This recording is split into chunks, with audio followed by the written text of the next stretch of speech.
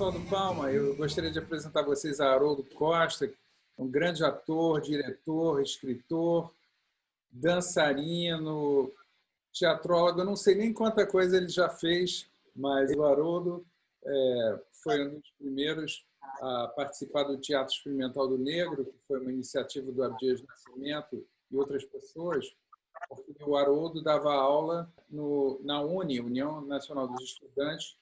Exatamente. O fato começou quando alguém entregou a meu pai um panfleto que falava sobre o curso de alfabetização no Teatro Experimental do Negro, na sede da UNE, etc. Aí eu era estudante do Colégio Pedro II, estava no ginásio, e meu pai achou que eu tinha obrigação de ir e colaborar. E foi o que eu fiz. Eu fui para ajudar as pessoas, né? Alfabetizar as pessoas. Tinha empregadas domésticas, mecânicos de automóvel, serventes. O nosso público era esse, de pessoas analfabetas que queriam se alfabetizar. Então eu fui, dei a minha colaboração, que um dia, fazendo a minha participação como professor, alguém do Teatro Experimental do Negro veio me chamar para quebrar um galho, que era ler a parte de um ator que tinha faltado. Aí eu, claro, fui colaborar. O personagem era o Peregrino, a peça era o Filho Pródigo, de Lúcio Cardoso. Peça que foi finalmente encenada e como o ator não apareceu mais, pelo visto, então eu fiquei com o papel. E foi essa a minha estreia no Teatro Experimental do Negro. O Teatro Experimental do Negro teve um papel muito importante porque despertou as pessoas para o assunto, né? No teatro que naquela época, naquele momento vivia grande efervescência, todos os teatros ocupados, todas as companhias trabalhando e tal, mas não tinha peça que tivesse atores negros, né? E inclusive o Anjo Negro do Nelson Rodrigues, que a gente pleiteava que fosse um ator negro para fazer o papel, e terminou não sendo um ator negro, foi um ator, bom ator, Orlando Gui, quem fez o papel do Ismael, que era o personagem do Anjo Negro. Mas aí, então nós éramos todos aspirantes às artes e não tínhamos caminho para desenvolver. O Abdias criou, eu entrei alguns anos depois, 2, 3 anos depois, mas o Abdias foi o pioneiro, foi ele que organizou e criou o Teatro Experimental do Negro e as suas consequências, né? Teve um jornal chamado Quilombo, que era um jornal semanal, mensal. Teve o Psicodrama, que foi uma criação do sociólogo Guerreiro Ramos, que era feito lá na sede da BI, e foi uma coisa importante, porque a meta era importante, era tirar do negro o possível destino final de ser sempre da pior classe, ser sempre analfabeto, ser sempre dependente. Então, o escravo psicológico. O psicodrama, então, era você fazer uma transformação através de uma projeção dramática? Exatamente. O Guerreiro Ramos usava a linguagem teatral para fazer esse exorcismo, digamos assim, do negro, para mostrar que ser negro não era um destino fatal, era uma consequência étnica, não tinha nada mais do que isso. Né? E foi uma coisa importante, né? E depois sumiu no tempo, mas foi uma coisa importante. Mas isso só para dizer que, depois de algumas peças, nós saímos, eu e um grupo do Teatro Experimental do Negro, para fazer um outro tipo de espetáculo, e foi criado, então, o Grupo dos Novos, para o qual eu escrevi uma peça chamada Rapisória de Ébano, que era um passeio pela presença do negro na música brasileira, dos primórdios até a atualidade. Aí depois você criou a companhia musical, que fez esse tour pela América Latina toda e terminou na França, desaguando no encontro lá com o Vinícius, que te levou ao filme.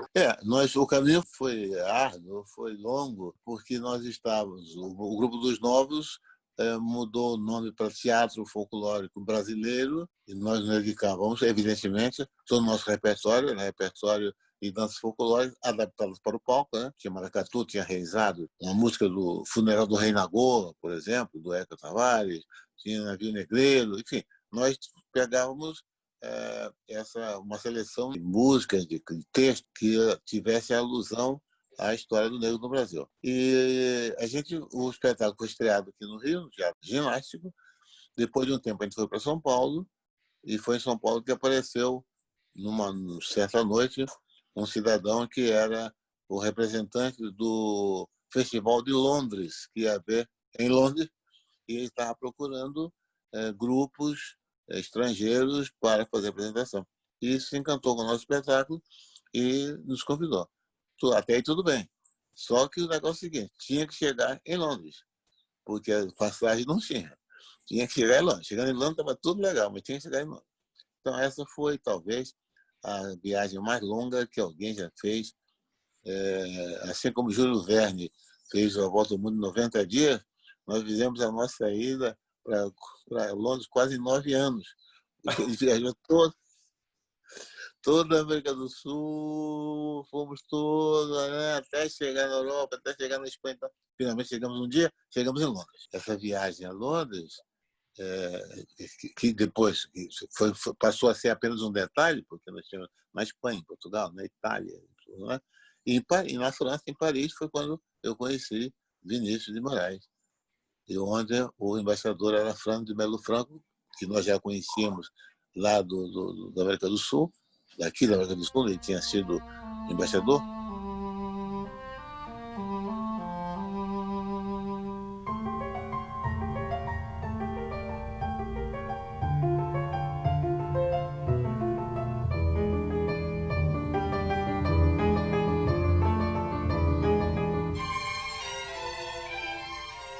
Eu fiquei inteiramente apaixonado pelo texto. Mas, naquele momento, eu digo a você com a maior sinceridade, não houve nenhum convite do Vinícius, nenhuma insinuação minha de fazer o papel ou algum dos papéis. A coisa ficou só naquele ambiente da admiração, da alegria de ler uma coisa como aquela, enfim. E Vinícius também, porque eu acho que ele não tinha, nem o negro ainda, tinha lido aquele texto, né? Apesar de ser o que era o Orfeu. Então foi uma empatia muito grande e Vinícius ficamos amigos. Aí eu viajei, continuei viajando, lá. Aí anos depois o Vinícius veio com Sacha Gordini para fazer o filme Orfeu Negro, que ele vendeu os direitos para mas não conseguiram. Não conseguiram levantar o capital. O Vinícius já estava de saída, de volta para a Europa. Ele tinha estado aqui de férias um tempo, né? Aí, já que não tinha dado o pé o negócio, ele ia voltar. E para fazer a despedida, ele fez o quê? Uma feijoada. Mais uma feijoada na nossa história. Ele fez a feijoada e foi nessa feijoada que surgiu um cidadão que namorava uma amiga da mulher do Vinícius naquele momento, que era a Lília Boscoli, irmã do Ronaldo Boscoli.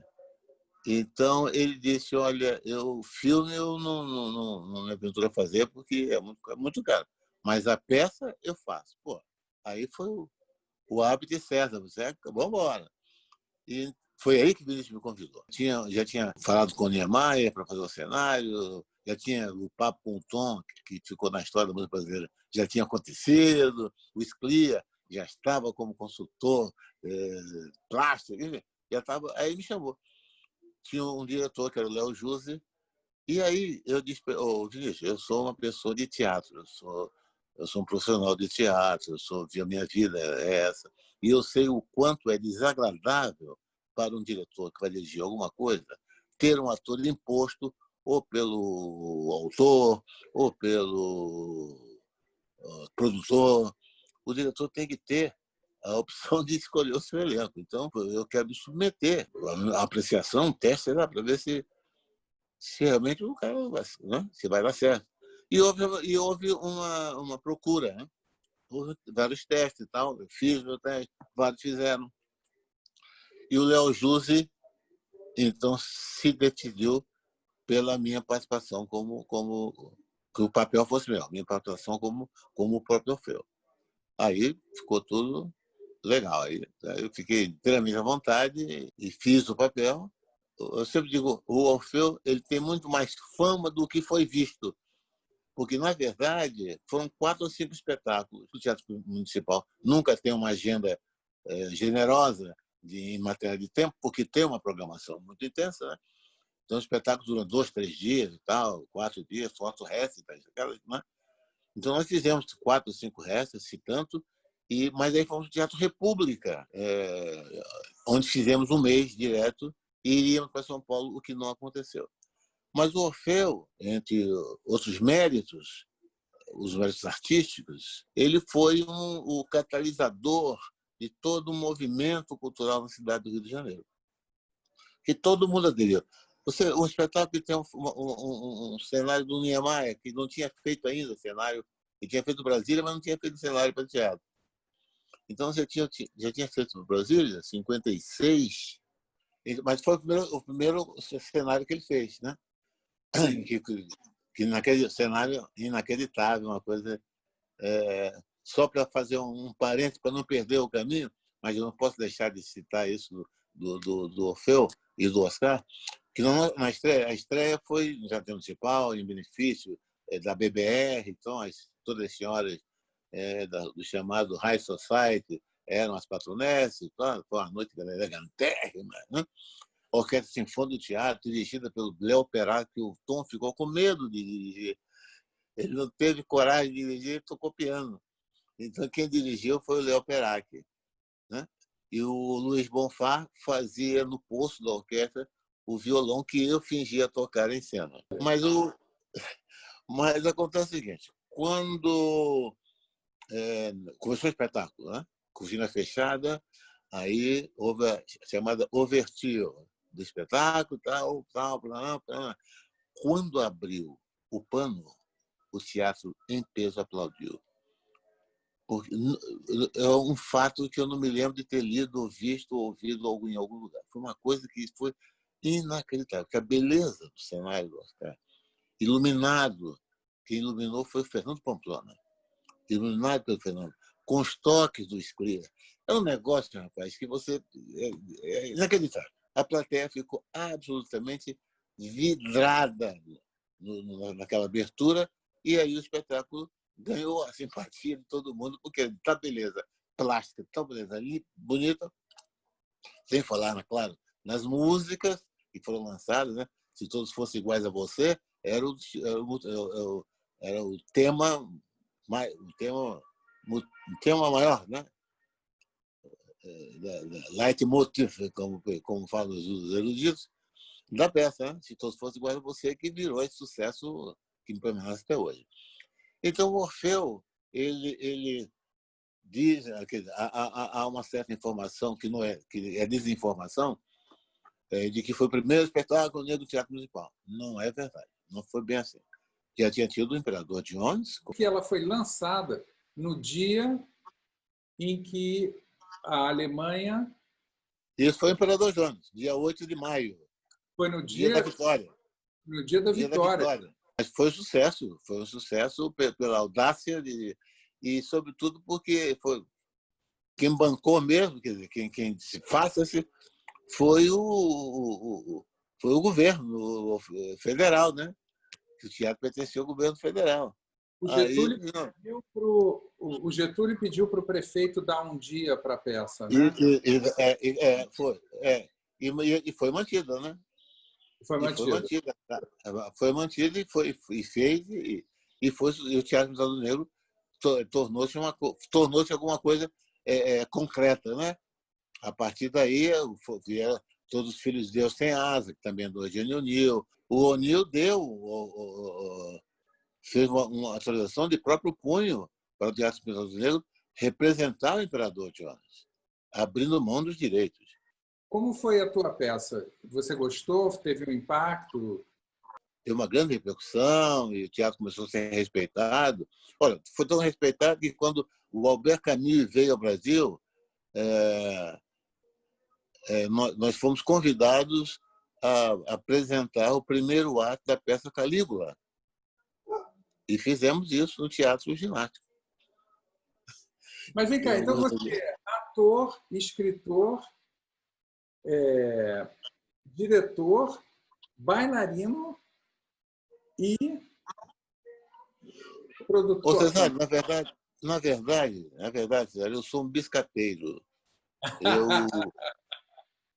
Eu me intitulo um biscateiro, porque ao longo da minha vida, eu venho fazendo as coisas da medida que aparecem. Eu faço um show de teatro, eu posso fazer um livro, ou faço um programa de televisão. As coisas vão acontecendo, Quer dizer, vou em frente. Agora, você é um exportador da cultura brasileira, né? Quer dizer, você pegou canções folclóricas, tanto brancas como negras, né? Eu acho que o teu espetáculo... Não. Aliás, o meu espetáculo, o nosso espetáculo, desde o Grupo dos Novos, e até hoje, 2020, a minha tônica é a seguinte: os meus espetáculos são espetáculos mesmos, integrados. Eu não tenho espetáculo de negros, como não tenho espetáculo de brancos. Porque se eu pretendo mostrar o Brasil, eu tenho que fazer a mistura. Então eu parto daí. Então, qualquer obra brasiliana era um dos nossos coreógrafos foi Gilberto Breia, irmão da saudosa Sandra Breia, que era um cara que estudou com a Nina Vestinina, que estudou no Teatro Municipal. Então, tivemos